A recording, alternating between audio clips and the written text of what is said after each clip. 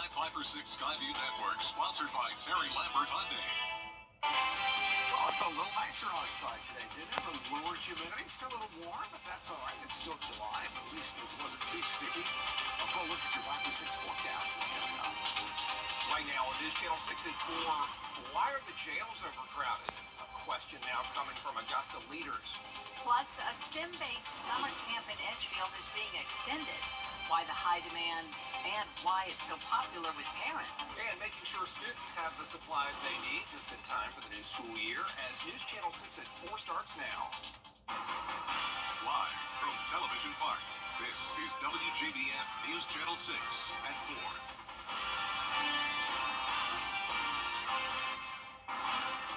Good afternoon, everybody. I'm Brad Means. And I'm Jenny Montgomery. Thank you for joining us. Coverage you can count on begins with Augusta leaders seeking answers to its overcrowded jail. Coverage you can count on continues now with an Augusta man convicted of murder learning his fate. In 2022, Cornell Thomas shot Cynthia Wright while on duty as a security officer. It happened at a distribution center on 5th Street downtown. Thomas was sentenced to life in prison and can be considered for parole after 30 years. A couple of cases to tell you about that'll send 2 local men to federal prison. First, Columbia County, where 30-year-old Hector Torres got nearly 30 years for sexual exploitation of children, still facing separate state child molestation charges. And in Burke County, 27-year-old Kadarian Ellison sentenced to more than 10 years after pleading guilty to sharing child pornography videos. What a beauty today. Look outside. It's Jenny Brent. Tim, thank you. It is that time of year to help local students get needed supplies for school. We've teamed up again with the United Way of the CSRA for the annual Stuff the Bus Drive. Graham Lee joining us live from SRP Park, one of 3 locations for this year's events. Hey, Graham. Well, the United Way has been hosting this event for more than 12 years now, and we're continuing our partnership with them at WJBF News Channel 6 to help families in our area get their kids ready to go back to school. The first day of school is just around the corner, but United Way President Brittany Burnett says this time of year can be stressful for many families when it comes to getting school supplies. I think for many people, it seems like you just get your school supply list right before school starts, and you go work the list and you check it off, and your kids have the supplies they need. But for many of our hardworking families in our area, they don't have the resources to purchase those items. In 2022, United Way reported the average household spent $864 for total back-to-school supplies. But as costs continue to rise due to inflation, Burnett says that number for this year is more than $890. If you've got more than one child, you double or triple those school supply lists, and many times there's not enough margin and there's not enough money to purchase those supplies. That's why WJBF News Channel 6 is one of several organizations partnering with them to make a difference. For us to use our platform at WJBF to collect carloads of school supplies and then go to the Croc Center on the Friday of and see the thousands of school supplies, the hundreds of volunteers that are coming together to utilize this day and share out all of these supplies is really magical. We collected over 35,000 supplies last year, and quite frankly, that's still not enough. So we would love the community support to come out and drop the supplies off. If it's 1 pack of notebook paper or 1 pack of colored pencils, that can also make an impact. If you can just give a little bit every now and then, the students and the kids, the future of our counties and our school systems are really going to benefit from it. So there will be there will be 3 Stuff the Bus events over the next 10 days. And the first, of course, will be happening right here at SRP Park. That's coming Sunday, July 14th. That's at 5 p.m. We'll have a full list of the events along with drop-off locations at our website, WJBF.com. For now, live in North Augusta, Graham Lee, WJBF News Channel 6. Ma'am, thank you so much. A local summer camp is out of this world. Hannah Latier shows us how an Edgefield County organization is helping to grow the next generation of astronauts. This is the 4th year the Edgefield County Youth Empowerment Center has held its NASA Astro Camp, inspiring kids in the community to shoot for the stars. Campers learn about NASA's Earth and space science, technology, engineering, rocketry, robot, drone, and computer science programs. The 5-week camp is sponsored by SRNS and other agencies. It was supposed to end a week ago, but was extended due to high demand. Camp leaders say it's a great way to expose youth in rural areas to new opportunities and resources. We know the STEM field is, it's very difficult for kids in the rural areas. So we decided to put our heads together and said we have to do something about it. There's a need, and we're always trying to meet a need. So that's the reason we exist. If we can't meet the needs of our community, then we don't exist. The last day of camp is Friday, but we'll have a link at WJBF.com to sign your kid up for next year's camp.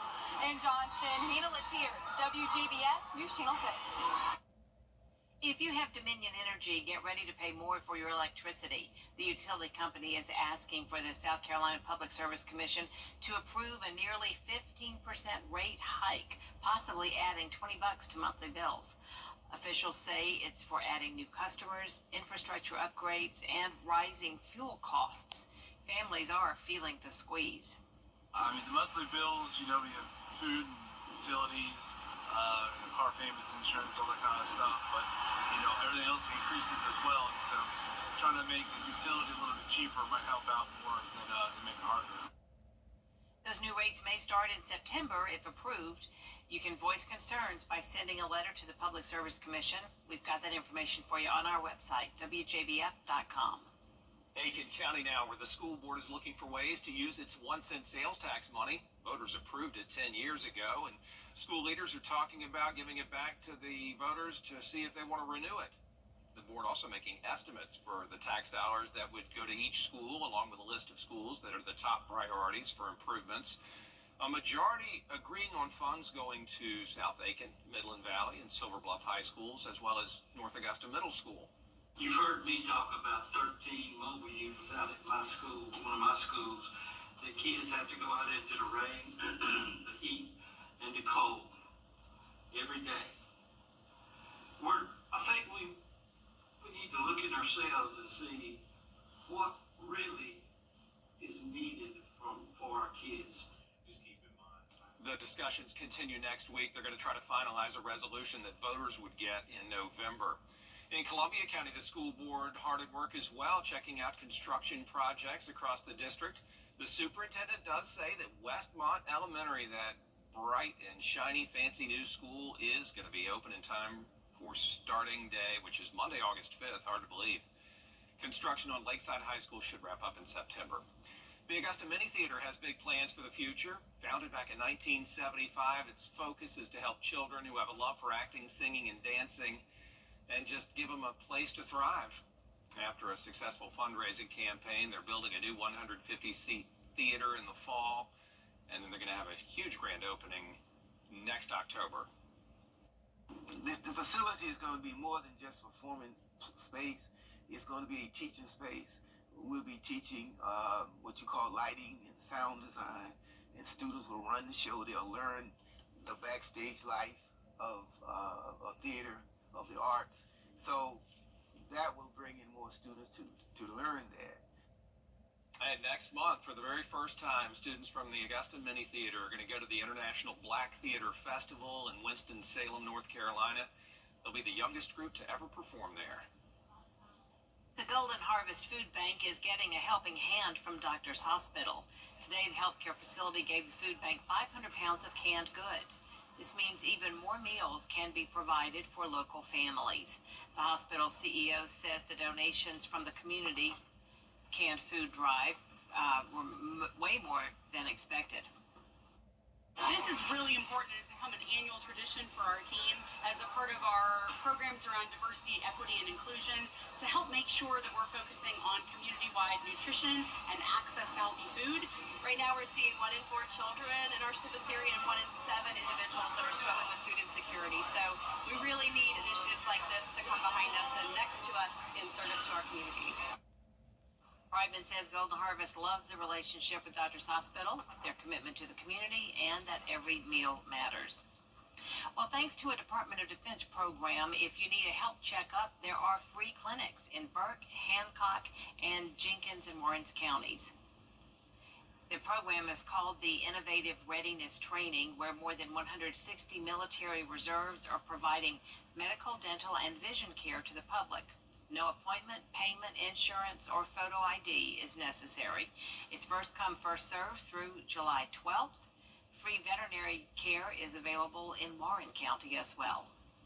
Coming up, what a new study reveals about a widely used feminine product. Plus, the latest warning when it comes to certain weight loss drugs and those who would imitate them. Stay with us for that. Tim.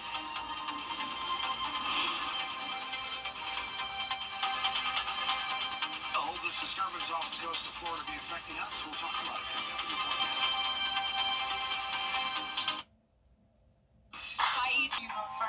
We are women who win. Over the years, thousands of people have gotten their hands on one. And who knows, you could be next. Win your very own Good Morning Augusta coffee mug at WJBF.com/coffee club. Sponsored by Honda Cars of Macon.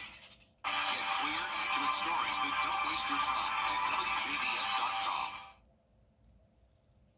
Researchers are now pushing for more regulations on tampons after a study found they contained several potentially harmful metals. 14 different brands were analyzed. The study found measurable concentrations of arsenic, lead, mercury, and more. Researchers say while humans are generally exposed to low levels of toxic metals, the study shows women might be at higher risk for exposure if they use tampons. A global warning about weight loss drugs, where several countries say they're seeing counterfeit products. MWin reports. Pharmaceutical companies have been warning that fake versions of drugs used for weight loss like Ozempic are being sold in the United States, and now the World Health Organization is joining that warning internationally. In 2023, the WHO says they identified at least 3 fake batches of medications falsely labeled as Ozempic in the US, Brazil, and the United Kingdom. Risks of using these fake medications may lead to ineffective treatment due to incorrect doses, illness from contamination, or the use of unknown ingredients being substituted for the real active ingredients, semaglutide, that may be life-threatening. Doctors say to only use these medications as prescribed by a licensed healthcare provider that are correctly labeled by the manufacturer and not expired. With this Medical Minute, I'm MWin, ABC News. Customs officers have also seized millions of dollars worth. A3052. Bridgestone and WJBF salute all those who have achieved excellence. Congratulations to the best of the class 2024.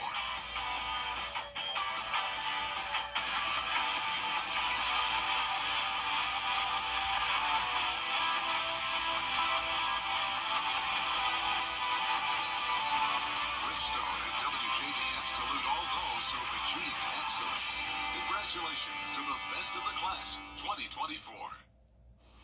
Now, your variety showers and storm skies. All right, Tim, thanks. Did you know scientists can now make a 3D printed steak? Yeah, apparently they can. An invention that some say could revolutionize the meat industry.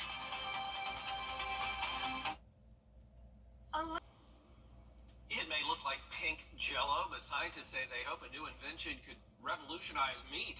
Researchers in South Korea say they've developed a way to make lab-grown meat taste like the real deal.